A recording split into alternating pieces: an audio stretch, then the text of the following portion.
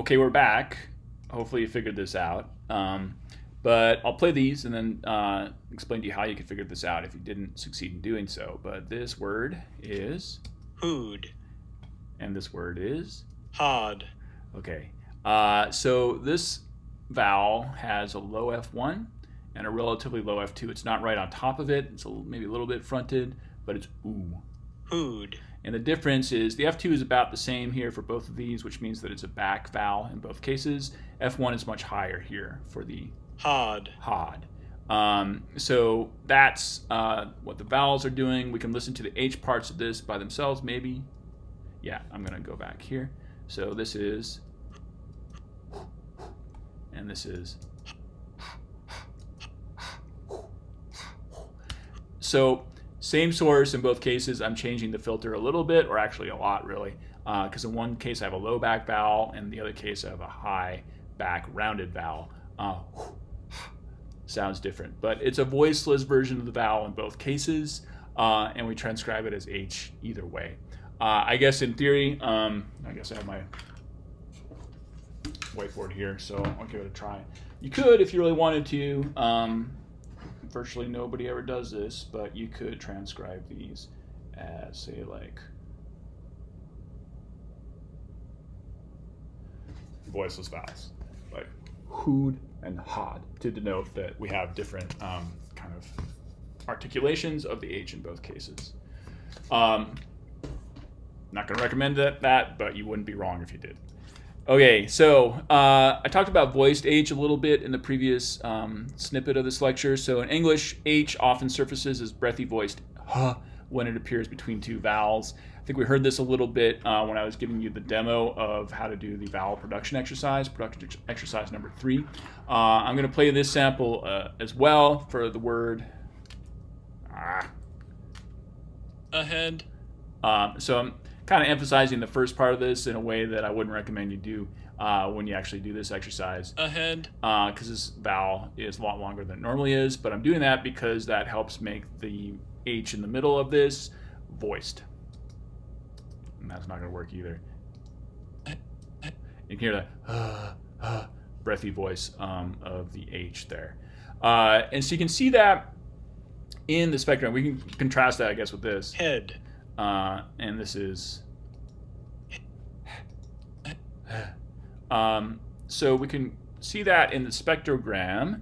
Here's F1, F2, F3 here for the relatively neutral. So more or less a lowish, or a highish F1, which leads to a lowish vowel, and kind of a midish range F2, which gives you more or less a front or a central vowel there. So that's F2, and you kind of see those formants going straight through the H part of this because the same resonant frequencies are resonating because we're not changing the vocal tract filter there as they do for the vowel and the fricative. So that voiced fricative should be sort of co-articulated quite clearly with the vowel in its neighborhood as well, so that you can identify which vowel it's being co-articulated with. We'll try this again. You can kind of hear that epsilon quality to that particular voiced fricative.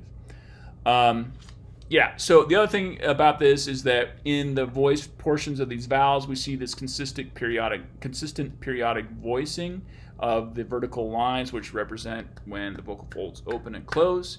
We don't get that consistent pattern here. We get the turbulent pattern.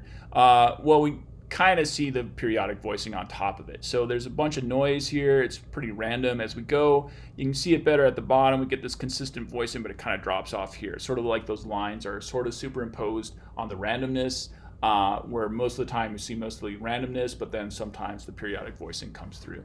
That's what a voiced fricative is going to look like in a spectrogram. Okay, so the source of fricative sounds is called turbulence, which is just aperiodic and random noise rather than nice and consistent voicing. And aperiodic sounds are noisy, which means the pressure values vary randomly over time. I've got a snippet of what this sounds like in pure idealized form here, which is loud, so I'm going to turn it down. But this is a snippet of what's called white noise, which is a term you may have heard of before. And white noise is literally just artificially generated, completely random air pressure variations over time. That's what it sounds like. Maybe put that up a little bit. Yeah, so this we hear in life every once in a while. It's kind of like the sound of maybe the fridge in the background or the furnace turning on and off. It's noise, right? It's a particular kind of noise in its pure form that it's totally random. Like in the old days when the cable would go out on the TV, this is what it would sound like. It would actually seem like white spots on the TV. I don't know if you guys have had the pleasure of that particular experience, but that's what it sounds like. So like I said, each air pressure value here in the snippet is completely random. It just bounces from one to the other. There's no consistent pattern in it. So why is it called white noise? White light is kind of an analogy. So white light is what you get when you combine all visible frequencies of the electromagnetic spectrum. In white noise, what we get is all the different frequencies up and down the scale.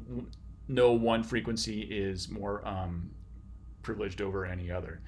So white noise has basically an unlimited, infinite range of frequency components going from 0 all the way up. They're all in there. So if you look at the power spectrum for this creature, it's going to look not anything like the power spectra we've seen before, where we have these nice harmonics that are evenly spaced, usually kind of descending in frequency or intensity as we go up the frequency scale, or maybe shaped by the vocal tract filter into formants. We don't get that with turbulence. We get white noise, which instead is just random. So each frequency value has a random intensity value that bounces up and down as we go all the way up the scale to infinity. So all the different frequencies are in there, and it sounds like noise to us. If we look at this in a spectrogram form, again, it's the same noise. We just get randomness. We get random intensity at all frequencies on the scale. This is the unfiltered version. And like I said, this is kind of an idealized mathematical creation. Normally in natural sounds like the fridge behind me, what happens is that the higher end of the frequency scale kind of tapers off a little bit, and it's called technically pink noise, which is actually usually not nearly as annoying as white noise. So if we stop and listen for a second, and try to relax. That's a nice calming sort of soothing sound. Some people listen to it when they try to go to sleep at night. Might help in these troubled times that we're in, but it's a lot less annoying usually when that higher end intensity drops off as compared to say this. Okay, just so you know, I'm not going to focus on that too much. What I want you to get out of looking at the spectrogram is the fact that this is what turbulence looks like. It's just random intensity at all frequencies.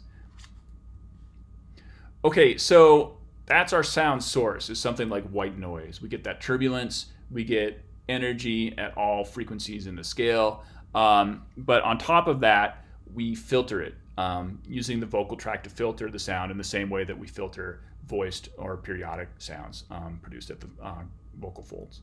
So for that reason, H is going to take on the spectral characteristics of its surrounding vowels. We've seen a few examples of that before. H is just going to replace that voicing source with an aperiodic sound source.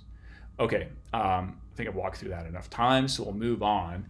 A fricative's place of articulation is where in the vocal tract its turbulence noise is made. Where does that source of the sound come from? And that's the kind of the tricky thing. So when we are producing periodically voiced sounds, this is always going to be our source here.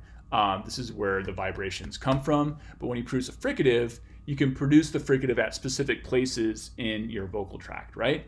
And so the source, or where the source is located, is going to change. And when you change where the source comes from, that also changes the filter that filters the sound on top of that. So we'll walk through this. Fricatives are interesting because they fill in every single column in the IPA place of articulation chart. So these are all the different symbols that I want you to learn as we walk through this. There's a lot of them. And we'll talk about sort of the ones in the middle here more in the next lecture. But just so you know, that's where we're going with this. We can,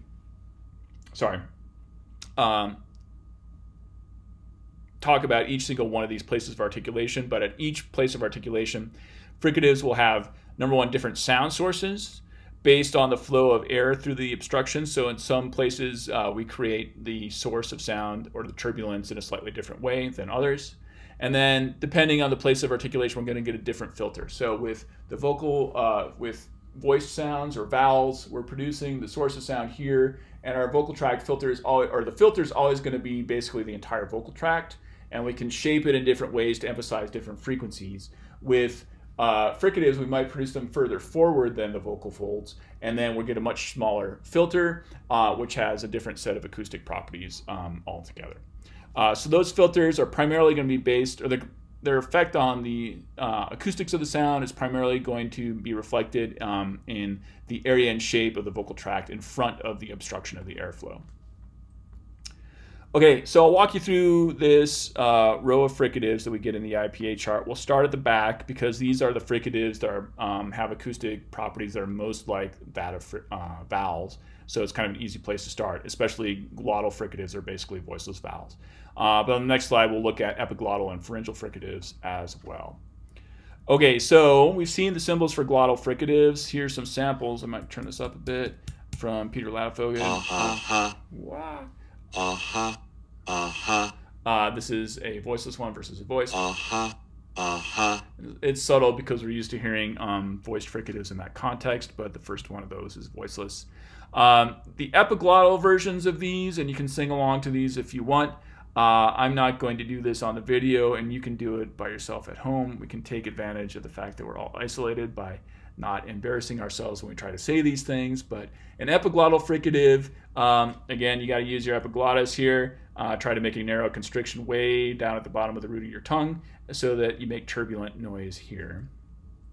And a voiceless version of that looks like a small version of the capital H, and the voiced version looks like a question mark without a dot, or maybe a shepherd's crook with a line through it. Yeah. And the voiced. We'll play that one more time. And like I said, maybe try that one in the privacy of your own home. So pharyngeal fricatives are a little bit further forward. The voiceless version is a lowercase h with a line, a horizontal line through the vertical strike on the left-hand side.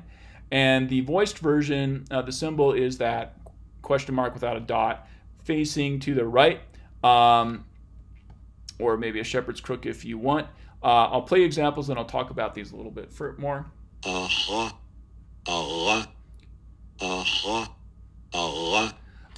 I'll make a point about these symbols first. So first, try not to confuse the symbols for the voiced epiglottal fricative, which is this guy looking to the right, and the voiceless epiglottal stop, which is this guy looking to the left. As a matter of practice, these symbols are used so rarely that you're probably not going to confuse them just because you never use them. But if you do, then you might want to look up to just verify that which one is going to the left and which one is going to the right. A much more common confusion is that between the voiced pharyngeal fricative, which is this symbol looking to the right, and this one for the glottal stop looking to the left. So glottal stop, question mark without a dot as we normally see it. Voiced pharyngeal fricative, question mark without a dot, kind of turned the other way. I'm going to play those again. Because these are sounds in Arabic, which is a widely spoken language, and more widely spoken throughout the entire world as we speak. So it's entirely possible to either speak the language or encounter somebody who does, or might want to speak it yourself. So if you want to produce those pharyngeal fricatives, sometimes they're called the emphatic fricatives, or at least the voiceless one is called an emphatic H in Arabic.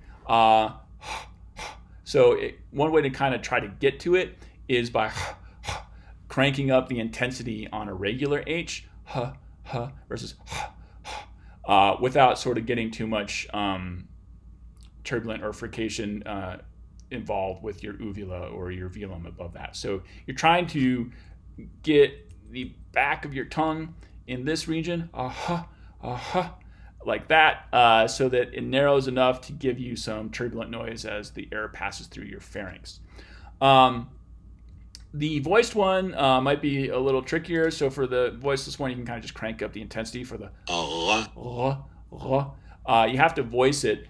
I had a long time ago a friend who had been an Arabic translator for the Army, for the U.S. Army, and he had to learn Arabic from scratch, kind of as an adult. So they had to learn how to produce these sounds. And he said the way they taught him to try to say the voiced pharyngeal fricative was to try to eat your face, and start from the jaw up. So you can give that a shot if you want. Please don't actually eat your face. It's important and necessary for the exercises, but it might get you started at least on these fricatives. Okay, so I've got some examples of glottals, epiglottals, and pharyngeals contrasting in the Caucasian language Agul. Not the greatest recordings, but we can listen to them. So I think you can hear that sort of intense H effect with these voiceless pharyngeals here. And then epiglottals.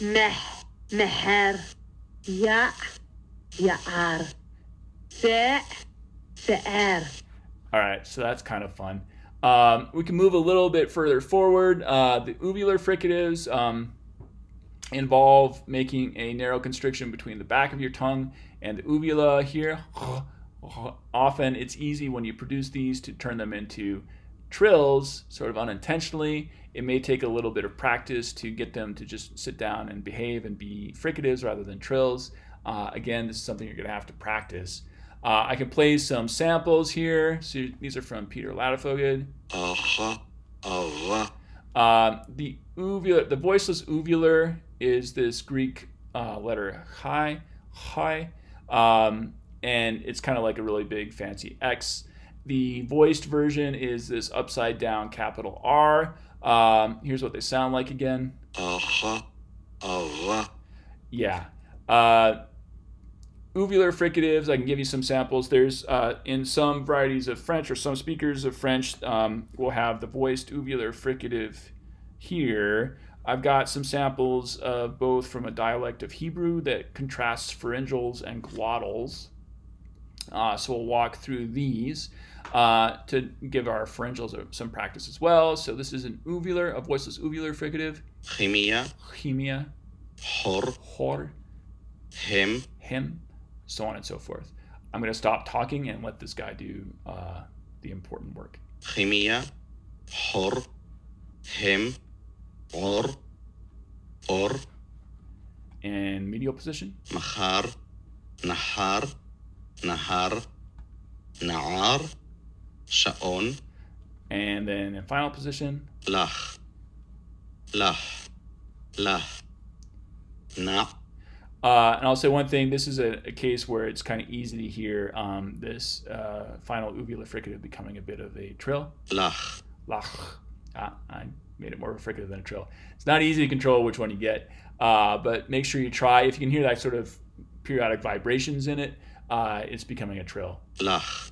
If not, it's just turbulent noise. And usually in class, people enjoy this sample too. Na'ar.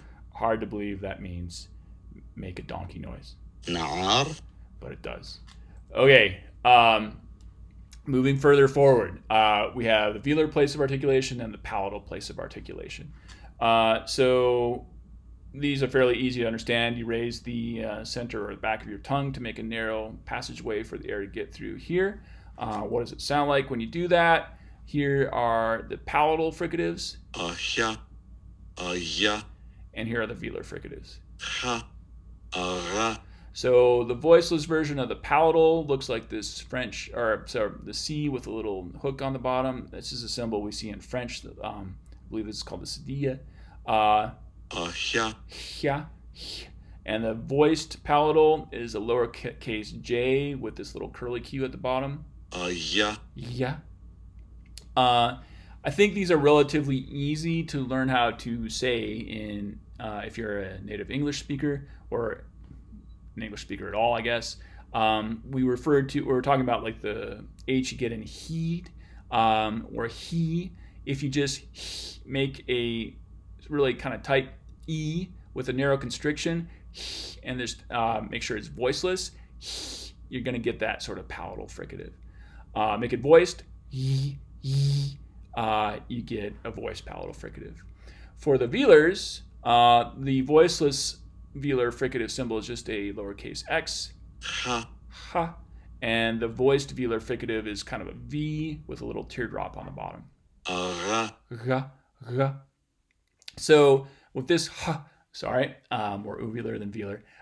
With this voiceless version, you get it in a word like ha, or maybe hu, presuming you don't round your lips. So it's a little more intense than a regular H, but it might sound like an H. You're just trying to narrow the passageway between the back of your tongue and your velum to get it. ha, ara, Yeah, so just in terms of symbols, don't confuse the voiceless palatal stop, which is just a lowercase c, with a voiceless palatal fricative, which is a C with this little curly Q on the bottom. And then also there's a possible confusion between a voiced palatal stop, which is kind of a J without a dot but a line through it, and a voiced palatal fricative, which is a lowercase j with a curly Q. I'm glad I put this here. The third possible confusion, which is easier in writing than in this sort of typewritten system we have on the slides, but this is the voiced velar fricative. It's a V with a teardrop at the bottom, and then the ram's horn vowel, which is like the O but unrounded, that vowel. Those symbols look fairly similar to each other, but don't confuse them. I also mention, now that I'm thinking about it, ara, to my ears, for whatever illusory reason, this voiced velar fricative can often sound like a V, ara, even though it's kind of not anywhere close to being the same thing as a V. But if that helps you remember what a symbol looks like, it's kind of a V with a teardrop, then go for it. Okay, I've got some samples from our very own Professor Athanasopoulou, who's a Greek speaker, and Greek has interdental, palatal, and velar fricatives. Here she is saying all 6 of these words. Θήκη, δίκη. So those are familiar. And then there's palatal. Χέρι, Χέρι, γέρι. γέρι. Χώμα, Χώμα, γόμα. γόμα. Okay, I'll let her say all 6 of those again so I don't get in the way. Θήκη, χέρι, χώμα, δίκη. Γέρι, γόμα. Okay. Want to make an "it's all Greek to me" joke, but I don't know how that would make any sense here. Anyways, so coronal fricatives, moving further forward. We've seen some of these before. So in English, we have these post-alveolar fricatives, asha, aja, sh and ja. If you produce fricatives in basically the same place of articulation but curl your tongue tip back more, you get retroflex fricatives. And I'll play these samples from Peter. asha, Sha, aja, ja. So they should sound like you're making these, asha, sh, except kind of with an R flavor. Sh, sh, asha, sh, aja, ja, ja. aja, You might remember when we, I'll write this on the board, I guess, but we were learning what the symbols were for retroflex stops, that we would put that little tail on the right-hand side for them. So write these out because I wasn't prepared. I'm going to exaggerate this for the T and the D. There's a little tail on the right-hand side. Same thing, we get the same tail for these retroflex fricatives. Might be kind of hard to imagine this, but you see this is kind of like the same tail for an S and a Z. And again, it might be easier to see here as it's written typographically. It's a lot prettier than my handwriting, but that's the idea, is that you're putting that same sort of marker for the retroflexion on these fricatives. asha, aja, As I think I mentioned a second ago or a minute ago, the coronal fricatives are pretty complicated. There's lots of different things you can do with them. So next time in the next lecture set, we'll look at how these fricatives are produced in English, Chinese, and Polish. Or when I say Chinese, I mean like Mandarin. Okay, so in the meantime, I'll give you an example of contrasting post-alveolar and retroflex fricatives. So this is a language Tota, which is spoken in southern India. And this has a lot of different fricatives. So we've got 6 here we can work with. Φόβ, poth, cos, posh, Porsche, Poch, And I'll just kind of focus on these for a second.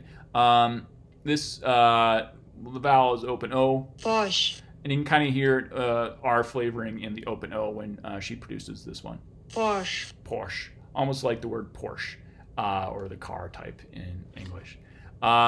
What's supposed to be going on here is that for number one, there's a dental a little bit further forward fricative that's still sibilant in Tota. cos, Cos.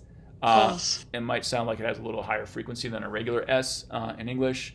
The post-alveolar Posh, sh, is basically how we produce it in English. And then if you curl your tongue tip back a little bit, you get the retroflex, or what it's called sublaminal here, post-alveolar. Porsche, Porsche.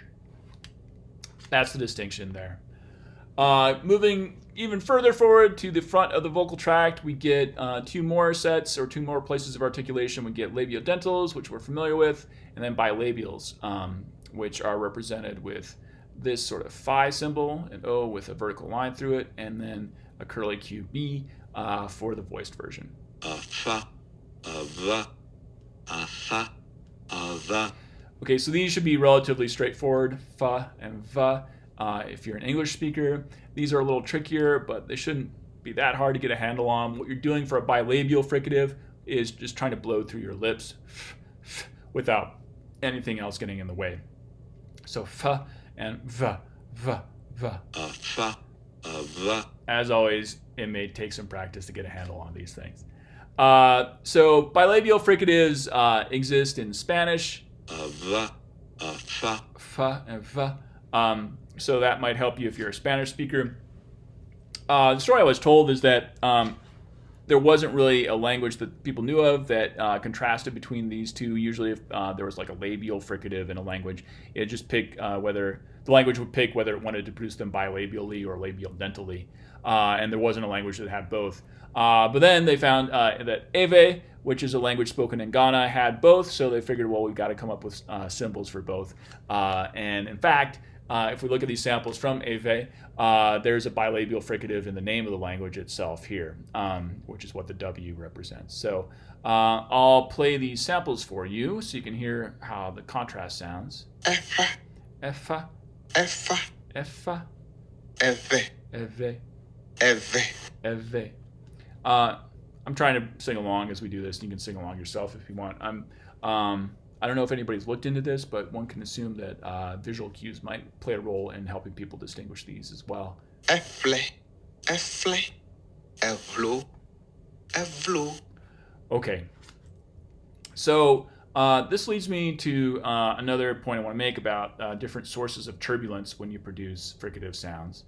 So for fricatives, turbulence is generated by forcing a stream of air at high velocity through either a narrow channel in the vocal tract or against an obstacle in the vocal tract. So these are going to sound a little bit different. Channel turbulence is produced when airflow escapes from a narrow channel and hits inert outside air. So I'll erase this if I can. Bear with me for a second as I find my eraser / dish towel. And I'll draw this out on my little whiteboard so you can see what I mean, because the channel turbulence is not as intuitive as you might think it is. But let's say we have a narrow channel and then we're opening it up at some point. And one way to think about this is sort of like what happens when you go through, when you're going up to the mountains and you go up to Banff National Park, you kind of have to go through, actually, no, never mind. You have to go through the toll booth, right? So imagine you're going through like a narrow channel, and then after that, you can kind of open up into a wider sort of place to drive or to be a fricative. And what happens is that there's less constraint on the system, so the air can kind of go a bit random as it gets through there. It's not necessarily going to be constrained by the same channel. So there's turbulence produced just by the indeterminacy of how it can proceed after that. You can contrast that with obstacle turbulence, which is what happens when airflow hits an obstacle in its path. So in obstacle turbulence, I'll try to draw that out as well. And Should have prepared better, but I'm going to use a slightly different color. What we get with obstacle turbulence is that we're putting something in the pathway of our turbulent airflow. And as you, or not turbulent, but straightforward airflow. And I don't have this on the slide, I don't think, but when airflow is just flowing smoothly, it's called laminal airflow, like it's flowing in layers. Not to get that confused with a laminal type constant, but it's kind of the same thing because it kind of is just like flat. So anyways, let's say we have laminal airflow and then all of a sudden there's an obstacle in the way. And let's say you can kind of think of an analogy if you're driving on the highway and all of a sudden there's a car that gets in an accident and gets turned sort of sideways to the normal direction of travel. It's going to cause a lot of havoc on the flow of the cars down the highway, right? They have to get around that obstacle somehow. And that creates turbulence just because the airflow has to keep moving. So that's obstacle turbulence. It's actually going to be a lot more disruptive than what we normally get for channel turbulence.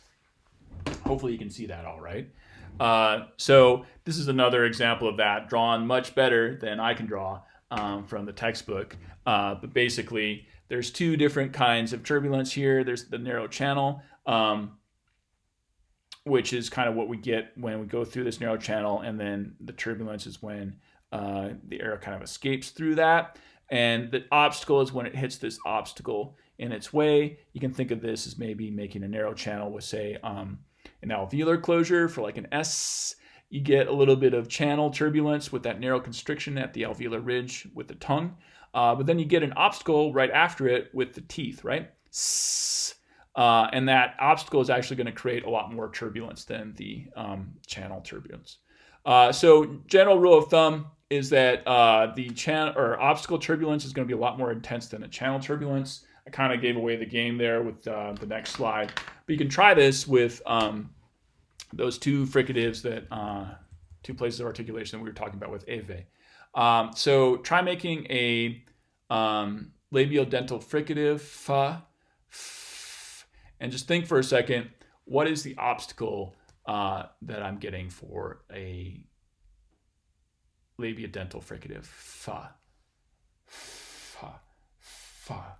You make a narrow constriction between your lips, your upper lip and your lower teeth, fa.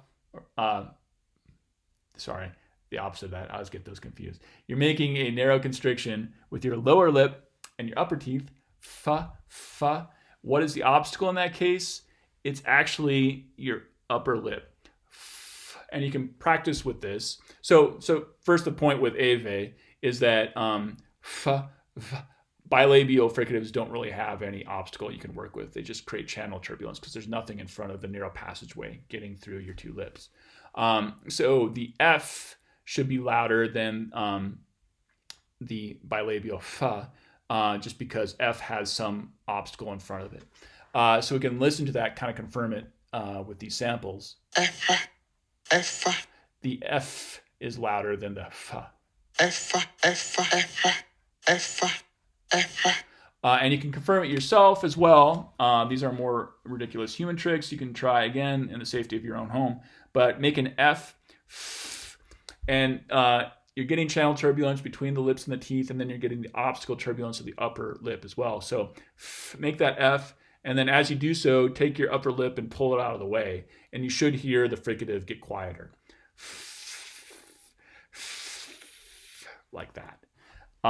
Isn't that amazing what physics can do? Okay, so obstacle turbulence is noisier than channel turbulence. Obstacle turbulence is louder as well, the more perpendicular the obstacle is to the airflow.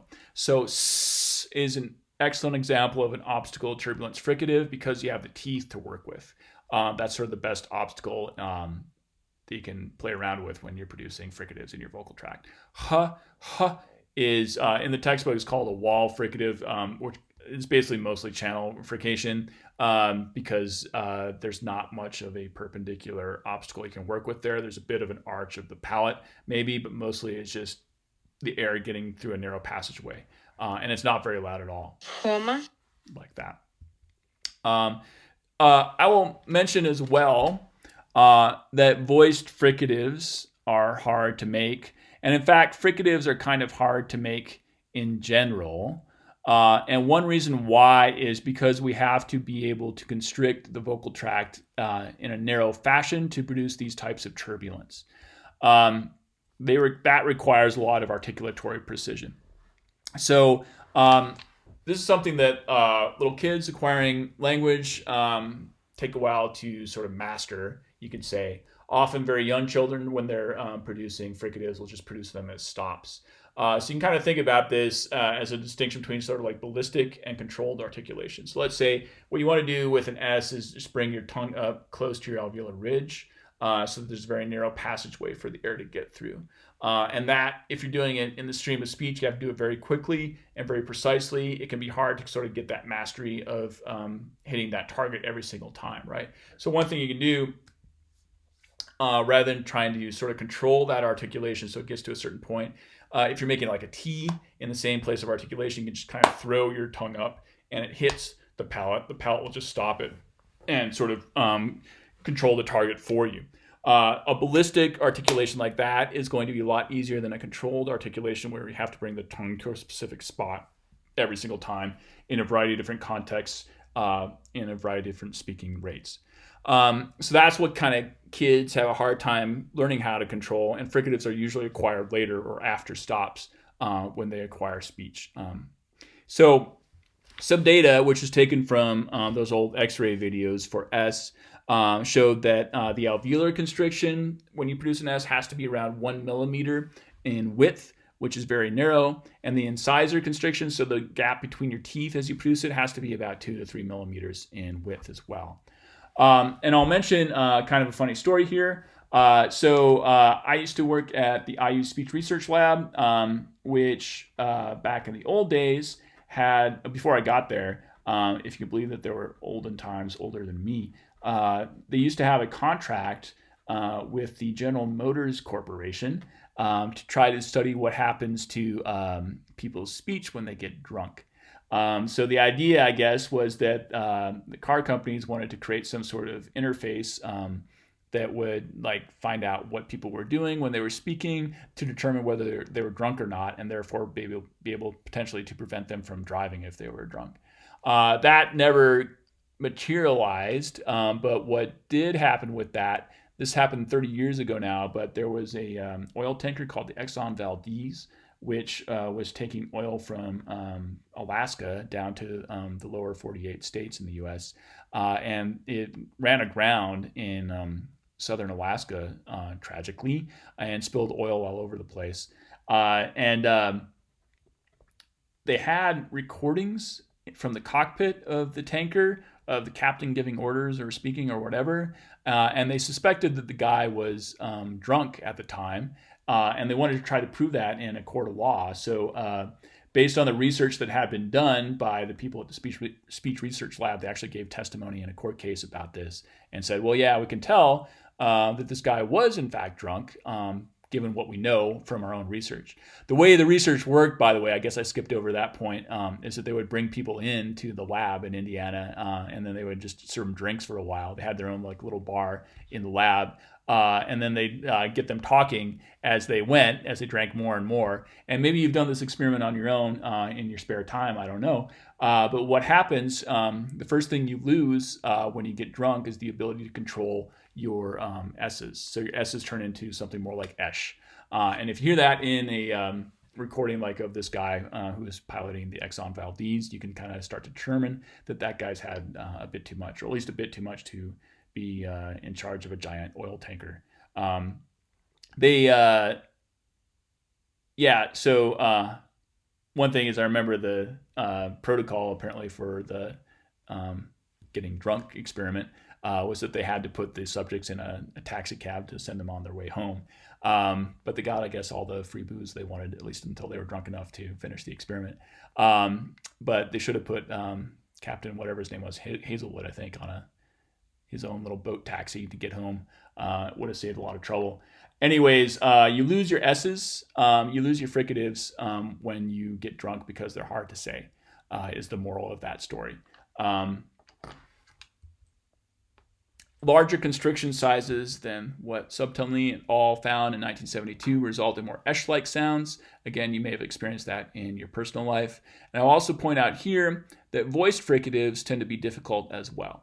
And I want to ask you why that is the case. And I think at that point, I've said enough for one lecture, and I'll let you ruminate over that question for a day or so until I post the next lecture. So I will see you then. Try not to drink too much before then, but we're all kind of on vacation now, so do what you will.